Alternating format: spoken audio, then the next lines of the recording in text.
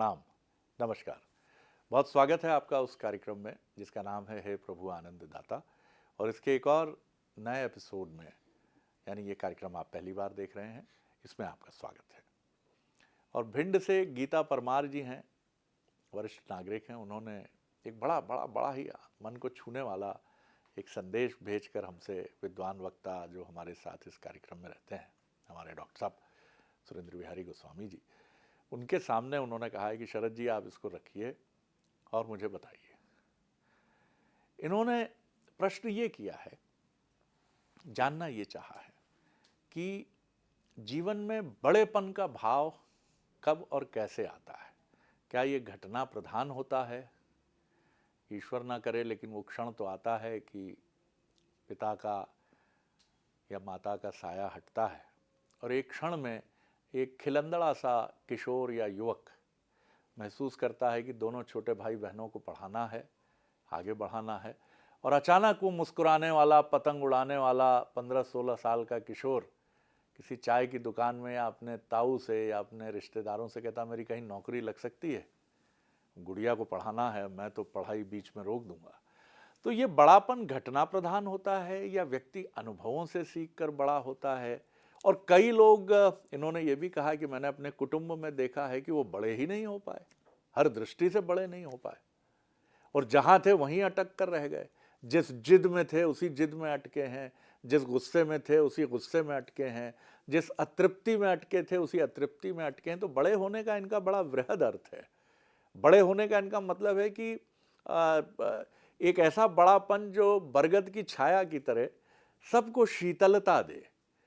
और हर परिवार में ईश्वर, इनका ये भी कहना है कि मैंने ये भी देखा कि हर परिवार में ईश्वर एक ऐसा बरगद अवश्य देता है, और ये बरगद अपनी सारी इच्छाओं को न्यौछावर कर देता है अपने परिवार के लिए। कहीं वृद्ध माता पिता की अपेक्षाओं के लिए, कहीं छोटे भाई बहनों की खुशी के लिए, और ये अपनी चीज़ें छोड़कर ये हमेशा दूसरों के बारे में ही बात करता है। तो ये बड़ापन आता किस पॉइंट ऑफ टाइम से है?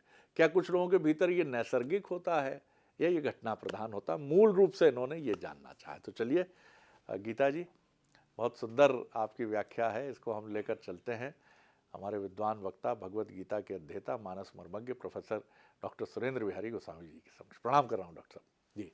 आज आपके प्रश्न में जो लौकिक व्याख्या आप कर रहे थे जी, जो भी इन बहन जी ने प्रश्न किया है, इनका ध्यान लौकिक होगा निश्चित रूप से, लेकिन इसका पारलौकिक अर्थ देखकर मैं आनंद में हिलोरे ले रहा था। मुझे इतना आनंद आ रहा था, और आपको सुनते सुनते मैं किसी एक ऐसे परिवार में पहुंच गया जिस परिवार में, चूंकि हम आध्यात्म की यात्रा में रहते हैं, जिस परिवार में सब बड़े थे लेकिन गिनती में बड़े छोटे करना पड़ रहा था। बड़े होने का सबसे मूल सूत्र जो होता है वो त्याग से शुरू होता है। ध्यान रखिएगा, त्याग का बड़े होने में बड़ा महत्व है। फिर त्याग के साथ दूसरा तथ्य बड़े होने के लिए शुरू होता है तपस्या। एक त्याग है, एक तपस्या है। तपस्या में तप जुड़ा हुआ है जी, ध्यान रखिएगा। फिर उसके बाद उसको बहुत सारी चीज़ों का तिरस्कार करना पड़ता है, अपने से तिरस्कृत करना पड़ता है ऐसी चीज़ों को। तो जब तीन चीज़ें वो आत्मसात कर लेता है तो फिर वो बड़ा हो जाता है। जब बड़ा हो जाता है तो फिर मैं, आप देखिए, जिनकी चर्चा आप प्रायः करते हैं, हम चर्चाओं में उन्हीं को ध्यान करते हैं, उनको ही सत्य स्वरूप मानकर आराधना करते हैं, जिनके लिए हम सत्यम परमम धीमहि कहते हैं, वो तो राम ही है ना। अब राम के परिवार में बड़ा कौन है, ये चिंतन छिड़ गया। बहुत से संत बैठे हुए थे और उन्होंने कहा बड़ा कौन है? लौकिक रूप से तो राम बड़े हैं ना, राम के बाद भरत का स्थान है ना, फिर लक्ष्मण है ना, फिर शत्रुघ्न है ना, ये चार बड़े हैं वहाँ पर क्रमशः देखें। अब आप देखिए, इनमें से कोई छोटा नहीं है। इनमें से किसे आप छोटा कहेंगे? किसे छोटा कहेंगे? ये एक चिंतन की विषय वस्तु थी कि वो देखने लगे कि बड़प्पन तो सब में है, लेकिन कहीं लड़कपन है क्या? तो लड़कपन तो राम में भी है। राम भी लड़ी आते हैं लखन के साथ में।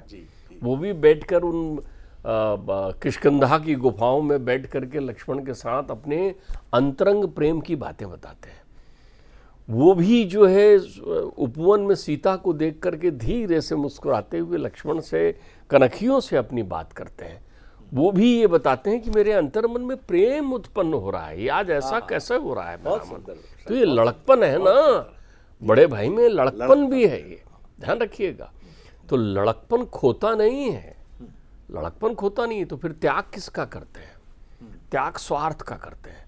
जो भी व्यक्ति परमार्थी हो जाता है वो बड़ा हो जाता है। वाह वाह, ध्यान रखिएगा, बड़ा होने का पहला सूत्र है उसका परमार्थी होना चाहिए। परम अर्थ का अर्थ होता है कल्याण, उसके चित्त में केवल कल्याण होता है। जिसके लिए हम लोग उस कल्याण को श्रेय मार्ग कहते हैं, उसका पथिक हो जाता है वो। उसके पास कुछ नहीं होता, केवल एक सोचता है। तो वो ऐसी स्थिति में तप करता है। तप किसका करता है? त्याग का। वो सब त्यागता है। राम ने त्याग दिए। देखिए, लौकिक और पारलौकिक दोनों का अंतर देखते जाइएगा। राम अपनी प्रसन्नता बताते हैं, कैकेयी उनसे कह नहीं रही है। राम का परिवार जब भी मैं चिंतन करता हूं तो ये सोच में पड़ जाता हूं, चाहे वाल्मीकि रामायण पढ़ लीजिए, चाहे तुलसी की रामायण पढ़ लीजिए जी, दोनों लेखक जो हैं सावधान हैं। एक लेखक इतिहास में प्रत्यक्ष देख रहा है तो भी सावधान है। वो कैकेयी के चरित्र को प्रभावित नहीं कर रहा है।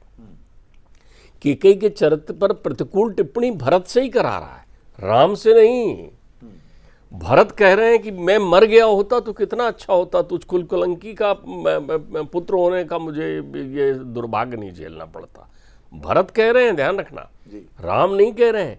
राम को सबसे प्रिय माताओं में कैकेयी है, कैकेयी को सबसे प्रिय राम है। लेकिन बुद्धिनाशात प्रणश्यते, वो भी देवताओं के हित के लिए यदि बुद्धि नाश हुई है तो कैकेयी कह नहीं रही है।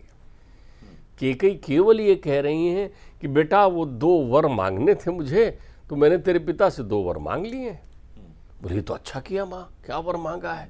बोले कुछ नहीं, मैंने ये मांगा है कि भरत को जो है वो राजसत्ता दे दिया जाए और तुझे जो है वन की ओर भेज दिया जाए, ऐसा मैंने तेरे पिता से कहा है। तो चूंकि तेरे पिता तुझसे बहुत प्रेम करते हैं ना, इसलिए पिता मूर्छित हो रहे हैं, इसलिए पिता जो है वो घबराए हुए हैं, इसलिए पिता के मुंह से वाणी नहीं निकल रही है। तो बेटा तू बड़ा है, तेरे को जैसा उचित समझ में आता है कर, कैकेयी कह रही है। वचन दिया, रघुकुल रीति सदा चली आई, प्राण जाए पर वचन न जाई। ये वचन तो दिया उनने, मैंने मांग लिया, तुम कहो तो मैं वचन वापस ले लूं, तुम कहो तो मैं ये वचन वापस ले लेती हूं। अब राम की प्रतिक्रिया देखिए, देखिए तपस्या कैसी होती है, त्याग कितना क्विक होना चाहिए। त्याग में सोचने का समय नहीं होना चाहिए। एक निश्चल मुस्कुराहट के साथ राम कहते हैं, आहा आपने कितना अच्छा मांगा है माँ, मेरा प्रिय है भरत, भरत को आपने ये राज्य दे दिया, इससे अच्छा प्रिय क्या हो सकता है मेरे लिए, ये बहुत अच्छा मांगा। और मुझे वन का राज्य दे दिया, वनवास नहीं कह रहे हैं, मुझे वन का राज्य दे दिया, जहाँ साधु संत समागम मुझे मिलेंगे और मैं भ्रमण करते हुए वहाँ जाऊँगा, उनका सत्संग मुझे आपने दे दिया, इतनी कृपा की माँ मुझ पर। ये तप है, ये तप है। अब भरत भी लौटा रहे हैं। हाँ लौटा रहे हैं। अब अभी भरत तो छोटा कौन, राम तो अगर राम से पूछो तो राम को तो अपने से बड़े भरत दिखाई पड़े हमेशा। इसलिए राम ने हर बार, देखिए हनुमान को देखकर उनके मन में आया कि मैं उसको कितना प्रेम करूं, तो वो कहते हैं तुम मम प्रिय भरत ही सम भाई, लक्ष्मण सम भाई नहीं कहा, क्योंकि लक्ष्मण छोटा है, अभी उस बड़प्पन पर नहीं पहुंचा है जिस बड़प्पन पर भरत है। भरत भी त्याग करने, भरत भी भरत ही सम भाई, भरत कह रहे। विभीषण जा रहे हैं तो देखिए कैसे कीर्ति फैल रही है, बड़प्पन की कीर्ति फैल जाती है उस त्याग की, उस तपस्या की, क्योंकि वो परमार्थ होता है। उसके लिए सोशल मीडिया की जरूरत नहीं है, उसको पड़ोसी के माध्यम से बताने की जरूरत नहीं कि मैंने भाई के लिए क्या नहीं किया है। हमारे यहाँ तो ये बताते हैं लोग, अगर आप करके बता रहे हैं तो फिर त्यागा नहीं है आपने, फिर पकड़ के रखा है। मैंने अपने भाई को पढ़ाया, खुद नहीं पढ़ा, खत्म हो गया आपका त्याग, आपने त्याग किया ही नहीं। आप तो एक ऐसा पेड़ लगा रहे थे जिससे फल खाने की अभिलाषा आपके पास थी, आप परमार्थी कहाँ थे। बड़प्पन दायित्व है, दायित्व ध्यान रखिएगा, केवल दायित्व है। और दायित्व के साथ जो जुड़ा हुआ है वो कर्तव्य जुड़ा हुआ है, कर्तव्य और दायित्व जुड़ा होता है। बड़प्पन अधिकार नहीं है, अधिकार ही को तो सब त्याग रहे हैं वहां पर। अधिकार को कंदूक की तरह, बाल की तरह एक दूसरे जहां पहुंच रहे हैं वहां एक लात लगा रहे हैं, अधिकार जाए, हमको अधिकार नहीं चाहिए। जैसे हम देश के लिए कहते हैं ना, स्वतंत्रता हमारा जन्म सिद्ध अधिकार है। कमाल है, अधिकार है, ये अच्छी बात है, लेकिन उसके साथ जो बड़प्पन के लिए दो चीजें जुड़ी हुई है, दायित्व और कर्तव्य है कि नहीं है? बहुत सुंदर। देश को स्वतंत्र बनाने का दायित्व किसके पास? वो जितने भी हमारे बलिदानी हो गए हैं, जिन्होंने अपने बलिदान दिए हैं, वो बलिदान उनका निरर्थक है यदि हमने उसको अधिकार मान लिया है। दायित्व माना क्या? प्रत्येक परिवार में बड़प्पन वहां दूषित हो जाता है जब वो अधिकार हो जाता है, मैं बड़ा, बस अब वो खत्म हो गया, वहां त्याग चला गया, वहां तपस्या खत्म हो गई, वहां आपने तिरस्कृत नहीं किया मोह को। तिरस्कार किसका करना है? मोह का। तो विभीषण जब मिलने आ रहे हैं तो किस राम से मिलने आ रहे हैं? ये सोचने वाली बात है। विभीषण वहां से संकल्प लेकर चल रहे हैं कि मैं राम से मिलने जा रहा हूं। तो कौन से राम से मिलने जा रहे हैं वो? कितना सुंदर बाबा तुलसी ने बड़प्पन को कैसे आगे रखा। भरत बड़े हैं राम से बड़प्पन में। वो कह रहे हैं जिन पायन के पादुकनी और भरत रहे मन लाए, और ते पद आज बिलोकहूं इन नयनन अब जाए। मैं उन चरणों को देखने जा रहा हूं जिसकी चरण पादिका की पूजा कर रहे हैं भरत वहां बैठ करके। तो यहां श्रेष्ठ कौन है? भरत। भरत, वाह। वो उन चरणारविंदों को देखने जा रहे हैं जिसकी पूजा भरत करते हैं। जी जी ध्यान रखिएगा। जी। गंगा से पार हो रहे हैं, पार हो रहे हैं गंगा से। मैया जा रही है, प्रभु जा रहे हैं, लखन जा रहे हैं, तो मैया पूजा कर रही है। मैया पूजा कर रही है गंगा की। लौट कर आऊंगी माँ, गंगा आशीर्वाद दे रही है, प्रत्यक्ष नहीं हो रही है। राम जा रहे हैं, प्रणाम कर रहे हैं, मैया कह रहे हैं आप तो कृतार्थ करने आए हैं धरती को। अंतर्मन से वाणी चल रही है। लक्ष्मण जा रहे हैं, कितना अच्छा भाई, ये सेवा में पहुंच रहा है। लेकिन जब भरत निकल रहे हैं तो मैया प्रकट हो गई, भरत के सामने प्रकट हो गई और कहते हैं भरत निकल रहा है यहां से। भरत, बड़प्पन देखिए भरत का, छोटा है लेकिन पन तो सीखा है ना भाई से, राम का भाई है वो भरत। तो जब भरत निकल रहे हैं तो मैया प्रकट हो गई, बोल रहे हैं ऐसा मत जाओ, कुछ मांग के जाओ, कुछ मांग लो मुझसे। लोग यहां मुझसे मुक्ति मांगने आते हैं, तुम कुछ मांग लो। तो भरत कहते हैं धर्म न अर्थ न काम रुचि, और नहीं चाहो निर्वाण। माँ भ्रम में मत रहो, ना मुझे धर्म चाहिए, ना अर्थ चाहिए, ना काम चाहिए, ना मुक्ति नहीं चाहिए, कुछ नहीं चाहिए। माँ आपसे देना ही चाहते हो तो जन्म जन्म रति राम पद और न कछु वरदान। यही वरदान दो कि मेरी जन्म जन्मांतर तक मेरा मन जो है राम के चरणों में लगा रहे।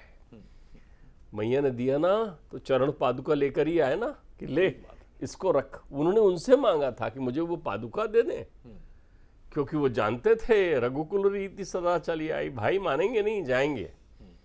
तो बड़प्पन में यहां अब लक्ष्मण की स्थिति ऐसी है कि वो बिल्कुल अपने भाई 14 बरस सोए नहीं। लक्ष्मण, मेघनाथ का वध वही कर सकता था, मेघनाथ को वरदान था, जो 14 वर्ष जितेंद्री रहा हो और जिसने नींद ना ली हो।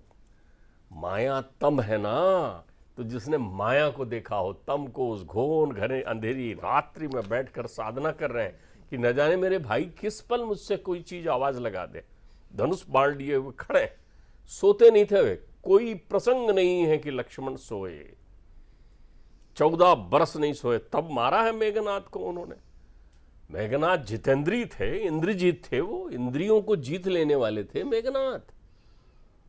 मेघनाथ शेषनाग के दमान थे, उनकी पुत्री से विवाह हुआ है, उनकी सती हुई महासती मेघनाथ के साथ में सुलोचना। तो वो उनके अगर शेष अवतार में देखें, पौराणिक प्रक्रिया में चले जाएं तो पिता है लक्ष्मण आए, शेषशाही।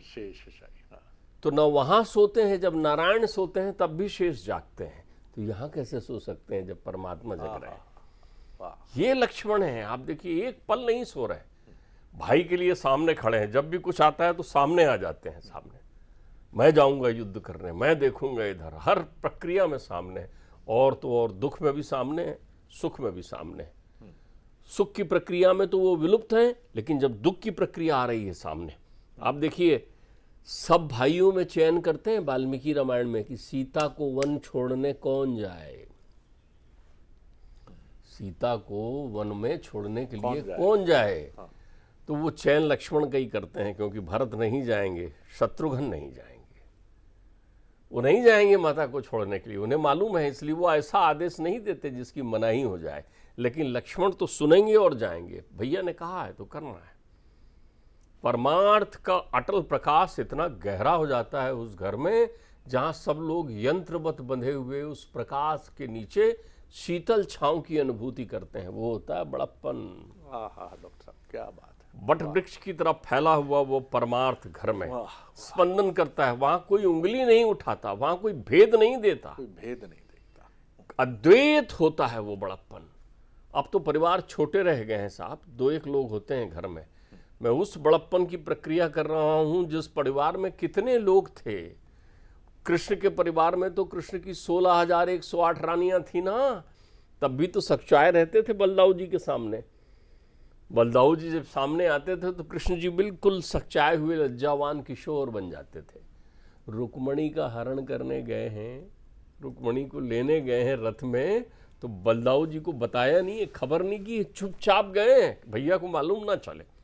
लेकिन वो भी तो बड़े भैया हैं, तो वो पूछते हैं दिख नहीं रहा है कन्हैया, कहाँ गया है वो? तो वो कहते हैं वो वहाँ गए, अपने विदर्भ देश गए, सुनने में आया वहाँ कुछ स्वयंवर है, वहाँ गए। बड़ा हो गया है, अकेला गया है? बोले हाँ, ऐसा थोड़ी है।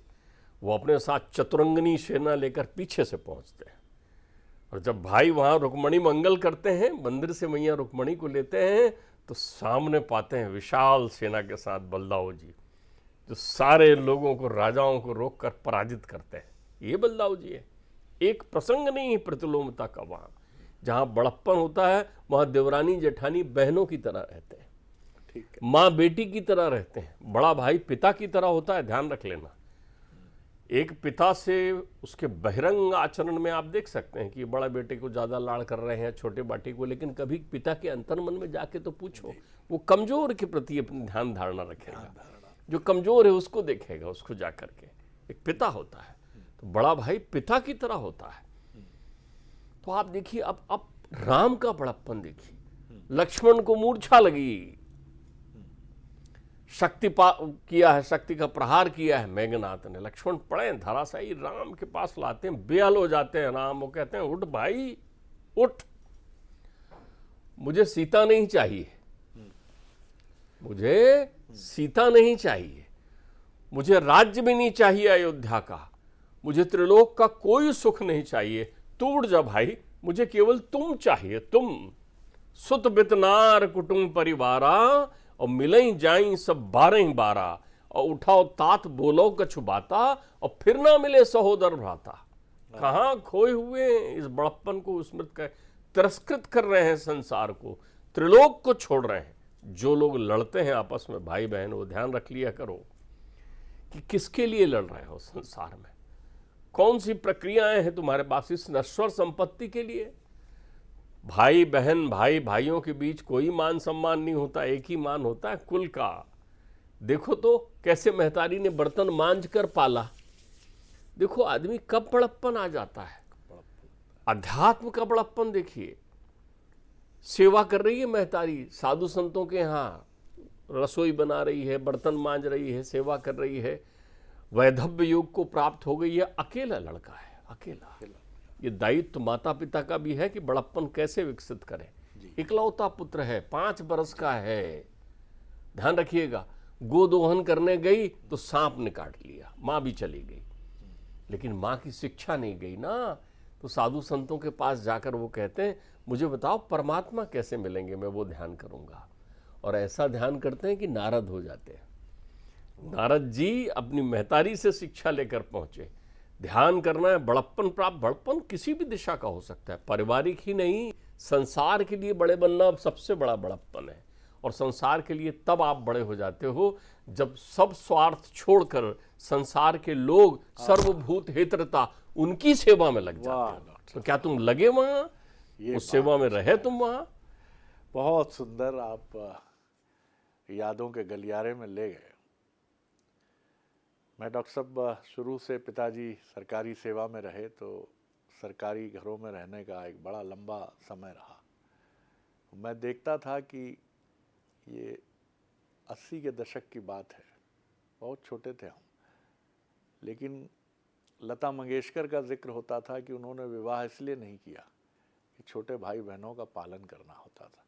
और उस समय 80 के दशक में हर सरकारी घर में, हर सरकारी घर तो नहीं, हर चौथे पांचवें घर में एक ऐसी दीदी या एक ऐसा भाई जरूर मिल जाता था जिसने इस लौकिक सुख का त्याग किया था। बाल में सफेदी झलकने लगी है, कपड़े वही हैं, वो कहते थे दीदी देखो ये सिर्फ सूती साड़ी पहनती हैं और उसको पढ़ा रही हूँ, उसको वहाँ ले जा रही हूँ, घर में कुछ नहीं, अपने लौकिक सारी इच्छाओं का त्याग करके। ये क्या भरत से कम है? इन्हीं लोगों ने तो कुल, परंपरा और समाज का नाम बढ़ाया है, जो डॉक्टर साहब ने आज कई बार आंखें गीली हुई याद करके, वो दृश्य याद करके। वो भाई जिसका चेहरा, जिसकी बातें जो कभी यौवन में बहुत सुंदर रहा, लोग मजाक भी उड़ाते थे कि शादी नहीं की, अब क्या हाल होगा तुम्हारा बुढ़ापे में।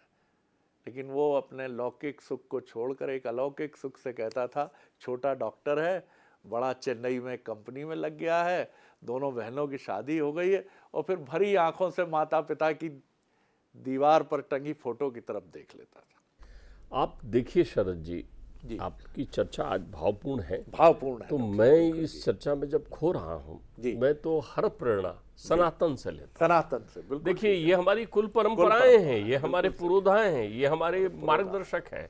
आप देखिए कितना सुंदर वृतांत पिताजी बताते थे जी। मैंने कहा पिताजी शत्रुघ्न जी के बारे में कभी आपने कहा नहीं। और बोले सुन, बैठाए उन्होंने मुझे कहा सुन, ये कथा सुन ध्यान से, अपने जीवन में याद रखना।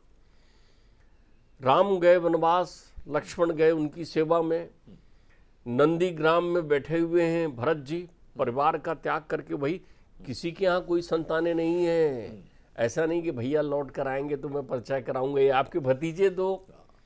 आपका जीवन कैसा चल रहा है? जैसा भाई सुख दुख वही जो बांट ले। जब आप किसी दूसरे का दुख ले लेते हो ना तो वो आनंद बन जाता है, ध्यान रखिएगा, उसी को आनंद कहते हैं। आप लीजिए तो दुख और पीड़ा किसी की लेकर देखिए, आप आनंद बन जाएगा, फिर उसको आपकी स्मृति में ब्रह्म की तरह संजोए रखेंगे। तो एक दिन वो कहते हैं कि एक दिन छत पर थोड़ी कुछ आवाज सुनी मैया कौशल्या ने, तो वो ऊपर गई कि कैसे महल की छत पर कुछ आवाज हो रही है। तो देखा एक दीपक जल रहा था, उस पर वो हाथ दे करके एक महिला को खड़े देखा, वो पास गई तो जाकर देखती हैं, अरे तो सुकृति है। बोली कि तू लाड़ू यहाँ कैसे? अभी रात में सोई नहीं है? कहाँ गए शत्रुघ्न? छोटे लल्ला हैं कहाँ मेरे? बोले वो तो घर में रहते ही नहीं, आज वर्षों हो गया मैंने उन्हें देखा ही नहीं है। अरे बोले शत्रुघ्न कहाँ रहता है? तो बोले मुझे नहीं मालूम, वो घर में नहीं है।